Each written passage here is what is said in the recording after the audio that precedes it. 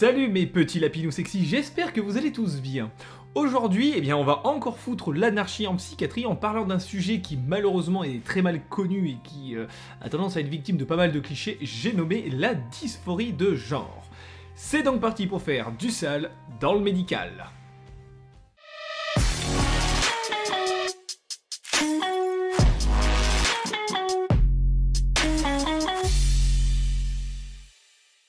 Alors déjà, pourquoi traiter de ce sujet? Eh bien, c'est tout simplement parce que je sature d'entendre des gens tenir des propos à la con, avec un aplomb insolent sur le sujet, et vraiment là, je peux plus, je peux plus. C'est quand même fou, parce que ceux qui comprennent rien du tout viennent donner leur avis, alors que, excusez-moi, mais pour donner son avis, il faut s'y connaître un minimum. C'est comme si demain on vous disait, bah écoutez, vous allez nager 10 km dans la Manche, mais vous savez pas nager, et bah allez-y, on vous regarde. Ou mieux encore, c'est comme si on décidait de mettre Cohn-Bendit à la protection de l'enfance. C'est vraiment pas une bonne idée. Alors avant de commencer, je tiens quand même à préciser que les termes et les mots que je vais utiliser dans la vidéo sont les termes qui sont utilisés justement dans le milieu médical et la psychiatrie. De ce fait, si malheureusement les mots que je vais utiliser ne correspondent pas aux vôtres, veuillez tout de suite ne pas m'en vouloir et accepter mes excuses. N'hésitez pas à venir m'en parler en commentaire, il n'y a pas de problème, on en parlera calmement.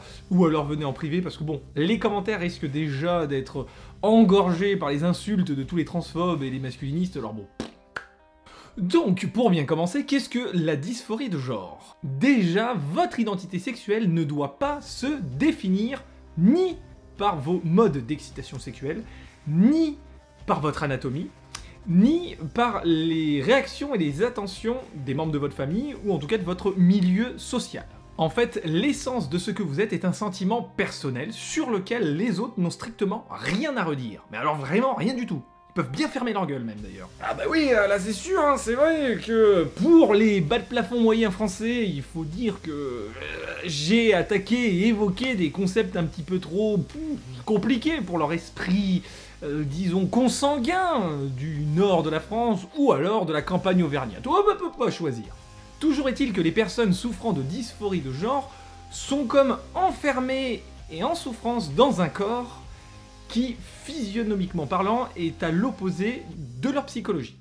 En gros, si le genre de naissance d'une personne est féminin, mais que le vécu est plus ressenti comme masculin, eh bien on parlera tout simplement de trans-homme. Et à l'opposé, dans le cas contraire, sera trans-femme. En revanche, une personne qui a subi ou allant subir ce qu'on appelle une intervention chirurgicale de transition ou de réassignement de sexe est une personne qu'on va appeler donc personne de type post-transition. D'avance, je m'excuse encore une fois, mais ce sont les termes médicaux et psychiatriques d'usage qu'on utilise habituellement. Pour continuer, il ne faut surtout pas confondre la dysphorie de genre et le transvétisme fétichiste, qui est un autre trouble conditionné, lui, par l'excitation sexuelle de s'habiller comme la personne du sexe opposé, tout simplement. Donc ça n'a strictement rien à voir. Mais alors rien à voir. Donc ici, il n'y a pas de connotation sexuelle, il n'y a pas d'idée d'excitation sexuelle. Donc en gros, on parle pas du tout de cul, ça n'a strictement rien à voir.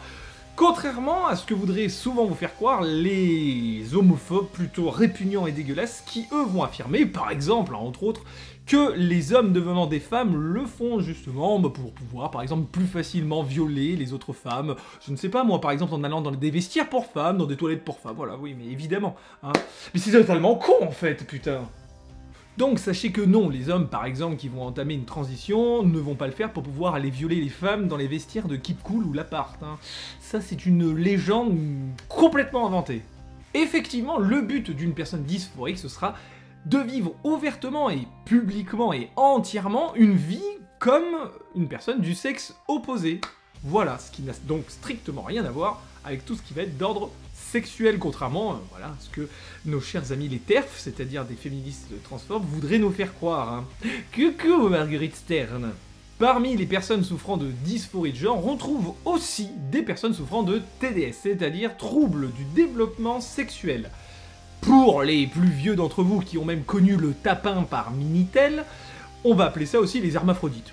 Ce sont donc des personnes qui naissent avec des organes génitaux ambigus et dont les parents ainsi que les soignants vont décider clairement du sexe de cet enfant, donc soit par réassignement hormonal, soit par réassignement chirurgical. Or, vous, les gros transphobes du monde entier, apprenez donc que si vous pensez que justement le changement de sexe d'une personne est une aberration, il faut savoir qu'en fait on fait ça depuis extrêmement longtemps, justement pour les enfants dits hermaphrodites, ou donc souffrant de TDS, justement en leur réassignant un autre sexe. Voilà, et ça, est-ce que c'est toujours une aberration, ça aussi, qu'on fait depuis longtemps, mais dont vous parlez jamais, ou pas? Non, non, parce que de poids, de mesure, hein, de couilles sur le front, sinon... Attention, en revanche, les personnes souffrant et d'un TDS et en même temps d'une dysphorie de genre sont quand même assez rares, il faut le savoir, hein, les deux pathologies ne sont pas forcément liées. Et attention bis, hein, rare ne veut pas dire qu'il n'y en a quasiment pas ou que c'est exceptionnel, non, bah, c'est rare dans le sens où ça arrive moins souvent, c'est plutôt ce que je veux dire, voilà, pour éviter tout doute. En prime, et coucou là, tous les gros monstres de l'industrie du rap, tous les mecs des cités, tous les extrémistes religieux, il faut savoir qu'en fait la dysphorie de genre n'a strictement rien à voir avec l'homosexualité. Alors strictement rien à voir, hein. Logiquement, cet argument brandi par tous les transphobes du monde, comme un masculiniste brandirait son chibre turgescent aux yeux de tout le monde pour bien montrer que... Voilà, il faut savoir que oui, cet argument n'est tout simplement plus valable depuis que l'homosexualité est heureusement sorti de tout ce qui est pathologie médicale. Heureusement, putain, on est arriéré, mais jusqu'à une certaine limite quand même. Voilà mes petits pipous. Donc, ne faites pas l'amalgame entre une personne homosexuelle qui aime tout simplement les personnes du même sexe, et non pas une personne qui, voilà, se sent mal dans son corps. Les deux ne sont pas du tout liés. De ce fait, une personne transgenre peut être attirée par qui elle veut, comme n'importe quel autre être humain sur Terre. Voilà, tout simplement. D'ailleurs, petite information et surtout gros doigt d'honneur à Marguerite Stern, évidemment, il faut savoir que, d'après une étude qui a été menée en 2005, il a été montré que la majorité, pour l'occasion des hommes devenant donc des femmes, suite à une transition, eh bien sont, pour la grande majorité, effectivement, hétérosexuels. C'est-à-dire que, en devenant des femmes, ils vont se mettre avec des hommes. Voilà. C'est quand même fou, ça. Mais bon, voilà. En fait, on théorise quand même beaucoup sur l'idée que, en fait, la personne souffrant de dysphorie de genre va développer une attirance pour le fantasme de ce que cette personne aurait pu être sans cette dysphorie de genre, justement sans la transition. Et donc souvent, lorsqu'il y a transition, il y a attirance, justement, pour le, entre guillemets, sexe d'origine de la personne. J'espère que vous avez suivi le raisonnement. Encore une fois, ce n'est qu'une des nombreuses théories dont on parle beaucoup aujourd'hui. Comme je l'évoquais dans ma vidéo sur la dépression, hein, évidemment, eh bien, on s'est rendu compte, en étudiant encore une fois, justement, les jumeaux, que la dysphorie avait elle aussi une grande origine génétique. Donc, encore une fois, si vous êtes un gros arriéré français, et que vous continuez de dire que oui, la dysphorie, mais tiens, et puis les transgenres, c'est de la psychiatrie, blablabla. En fait, non, fermez juste vos gueules. Non, d'ailleurs, il faut bien savoir, hein, quand on parle de pathologie, de trouble pour la dysphorie de genre, en fait, c'est que c'est une situation qui crée une souffrance parce que la personne n'est donc pas physiquement dans le sexe qu'elle est intérieurement. Vous voyez, en fait, c'est une douleur. Mais par contre, ne pas être du même sexe physiquement que psychiquement, ça, c'est pas une maladie. Attention. Selon une étude de 2002 de Young, Ted et Coolidge, il semblerait effectivement que la génétique contribuerait à environ 62% pour la fragilité à la dysphorie de genre. Et les 38% restants sont évidemment des facteurs plutôt environnementaux. Vous l'aurez compris, cela démonte aussi l'argument selon lequel, eh bien, justement, ce serait une mode de changer de sexe, et qui proviendrait, voilà, du monde moderne, et évidemment des villes païens, hein, voilà, c'est à cause de nous que les autres voudraient changer de sexe, hein, ça serait vraiment le côté un peu à la mode, pour le fun. Ah, et finalement, ça serait pas de notre faute du tout. Et oui. Oh, c'est dommage, mes petits pipous, va falloir trouver d'autres sorcières à brûler sur votre bûcher. Bouhouhou. D'autre part, effectivement, selon certaines études, il semblerait que des taux de testostérone et d'œstrogène anormaux affecteraient le développement du fœtus et donc créeraient cette fragilité à la dysphorie de genre. Alors les causes, cela pourrait avoir lieu tout simplement naturellement, de façon plutôt inexpliquée, et d'autre part, ça pourrait venir soit des médicaments, soit donc d'éléments toxiques tératogènes qu'on peut ingérer, consommer, etc. dans la vie de tous les jours. Des modifications structurelles des aires cérébrales, justement, qui serviraient à gérer tout ce qui est production d'hormones masculines, ont été remarquées chez plusieurs personnes souffrant de dysphorie de genre.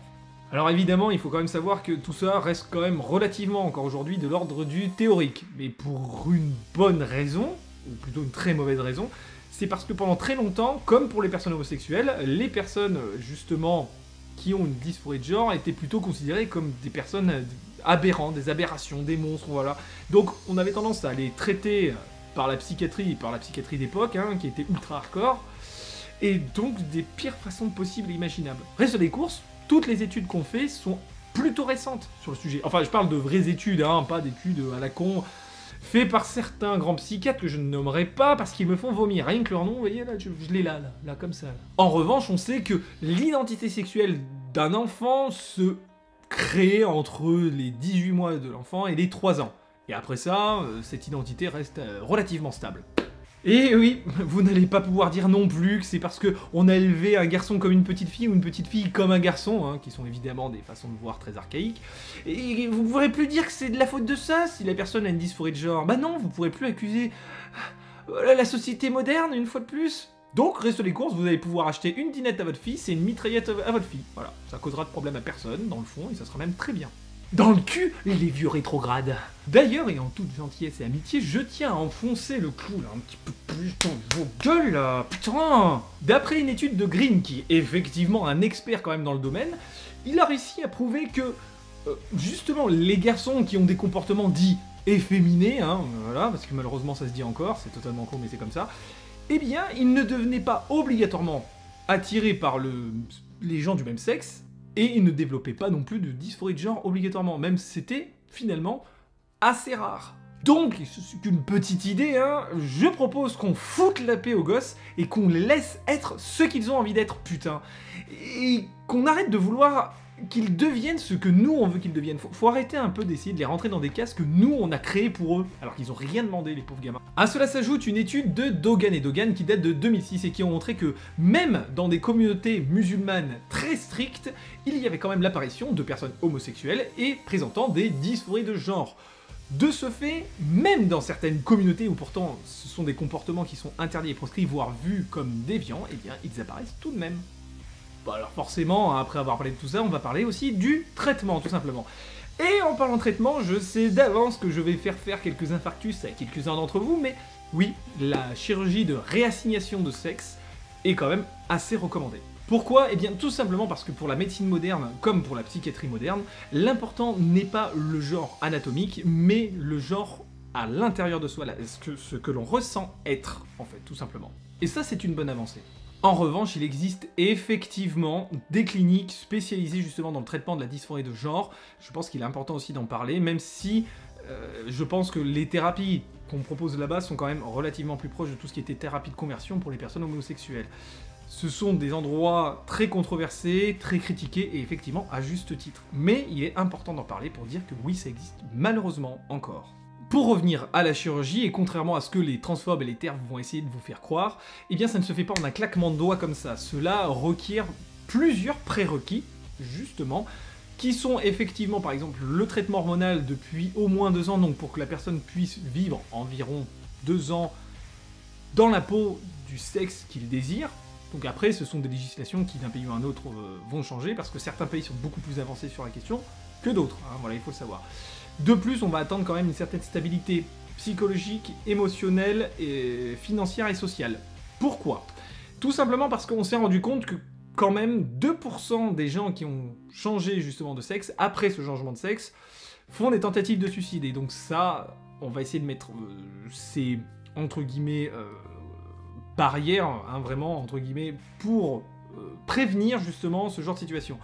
On sait que voilà, dans certaines période de la vie, on peut se retrouver dans un état psychique plus fragile qu'un autre, et donc ce ne serait pas propice à, justement, à un changement de sexe, dans ce cas-là. Pour tout ce qui va être du côté financier, bon, je ne vais pas vous faire un dessin, c'est quand même une chirurgie qui coûte cher, parce que ce n'est pas pris en charge partout, donc pour toutes les raisons, dans certains pays, dans certains autres, voilà. De ce fait, il ne faudrait pas justement réaliser cette opération pour que juste derrière vous vous retrouviez endetté dans une merde noire et avec un autre problème bien plus gros. Voilà. Donc forcément, pour tout ce qui va être de la stabilité sociale, effectivement on attend quand même que ces personnes soient relativement bien entourées, soit par leurs amis, soit par leur famille, voilà, qu'ils aient des proches autour d'eux, parce que malheureusement, encore aujourd'hui, la société est extrêmement dure et intransigeante envers les personnes qui changent de sexe. Donc forcément, il faut être bien entouré. D'ailleurs, ce qui va encore faire bien chier tous les détracteurs, hein, il faut savoir que il est à l'heure actuelle quasiment impossible de savoir quel pourcentage de la population ayant changé de sexe le regrette. En fait, on estime qu'il y a entre 1% et 7%, donc en fait, c'est complètement flou. Voilà. Donc dans le cul, les gros connards. Il existe aussi différents types de thérapies expérimentales, justement, voilà, qu'on essaie d'appliquer, dont l'une d'entre elles serait plutôt une attente vigilante durant laquelle en fait on laisserait l'enfant vivre sa vie à sa façon comme il le veut, sans vraiment intervenir, ni l'encourager ni le décourager, jusqu'à voir à quel moment il va, voilà, s'identifier à un sexe plus qu'à un autre. Et là, effectivement, quand la décision est définitivement prise par l'enfant, l'accompagner et le soutenir. Donc c'était effectivement une attente vigilante. Une autre thérapie théorique propose aussi plutôt justement de motiver l'enfant, de l'accompagner justement dans sa démarche et presque l'inciter justement là-dedans. Avantage, effectivement, souvent les enfants sont bien plus épanouis, bien plus heureux. Enfant, l'inconvénient c'est à cause de notre société actuelle qui est effectivement intransigeante et assez agressive envers les personnes qui vont s'habiller différemment, se comporter différemment de la norme sociétale, eh bien ces personnes vont se retrouver souvent agressées, violentées, isolées, maltraités, rester des courses, se sentir extrêmement mal et finalement abandonner volontairement, mais par la force des choses évidemment, sous la pression sociale, sous la pression sociale, vous l'aurez compris, des comportements qui ne sont pas considérés comme normaux. Et reste des courses, la personne va se sentir encore plus mal. Au final, la vraie idée, ça serait de pouvoir faire avancer tout ce qui est mentalité, hein, parce que voilà, pour les gens, c'est encore trop compliqué de nos jours d'accepter une personne qui va se comporter différemment, s'habiller différemment, se comporter d'une façon qu'on va considérer comme inadaptée, alors que pas du tout, voilà. En fait, c'est plus ça le fond du problème. Cette technique, ce traitement pourrait mieux fonctionner si la société était plus ouverte. Malheureusement, c'est pas encore le cas. Pour finir, il existe aussi des thérapies qui aident les personnes à mieux vivre avec leur corps, c'est-à-dire, puisque psychiquement parlant, ils ne sont pas en harmonie avec leur corps, on va essayer de les aider à retrouver une harmonie. Donc en étant ceux qu'ils sont, mais c'est effectivement réservé plutôt aux personnes qui ne vont pas, elles, vouloir d'intervention chirurgicale ou de traitements hormonaux, et qui vont vouloir plutôt essayer de retrouver une harmonie. Qu'importe si à l'intérieur ils sont par exemple une femme et à l'extérieur un homme, ils vont apprendre à vivre avec ça. C'est une thérapie qui est longue, mais qui a ses bénéfices aussi, et qui peut fonctionner. En résumé, la dysphorie de genre est une insatisfaction avec son genre de naissance, et le sentiment d'être effectivement du sexe opposé. Vraiment, vraiment le sentiment de l'être. Et elle puise ses origines dans des racines biologiques, qui vont être ensuite influencés par l'environnement. Voilà, nous arrivons donc à la fin de cette vidéo et j'espère justement qu'elle vous permettra, voilà, de lutter contre certains clichés, de mieux comprendre ce qu'est la dysphorie de genre, de mieux débunker beaucoup de conneries qu'on peut entendre et voir justement autour de nous. En fait, la dysphorie de genre est une véritable souffrance et comme on n'interdirait pas à une personne qui a un cancer justement de se faire enlever la tumeur, eh ben on va pas interdire à une personne qui a une dysphorie de genre, donc c'est-à-dire son propre cancer, qui la ronge, qui la dévore et qui lui la fait souffrir, justement de faire une opération pour enlever cette souffrance. Selon moi, il est tout à fait inacceptable de refuser à une personne de dysphorie de genre de se faire opérer. De même, et vous l'aurez compris, il est totalement faux et absurde justement de faire un amalgame entre excitation sexuelle et identité sexuelle, parce que justement, ça stigmatise énormément les personnes qui souffrent de dysphorie de genre et ça les fait énormément souffrir. En tout cas, merci d'avoir regardé cette vidéo que j'ai eu plaisir à faire pour vous. Si vous l'avez appréciée, n'hésitez pas à la liker, de même si vous avez aimé la chaîne, n'hésitez pas à vous y abonner et activer la petite cloche justement pour être informé de la sortie de chacune de nos vidéos. N'hésitez évidemment pas à partager et surtout à commenter, à me donner votre avis, à me parler de vos expériences en commentaire, ça c'est vraiment notre récompense à nous. En tout cas, ça a été un plaisir et on a fait du sale dans le médical.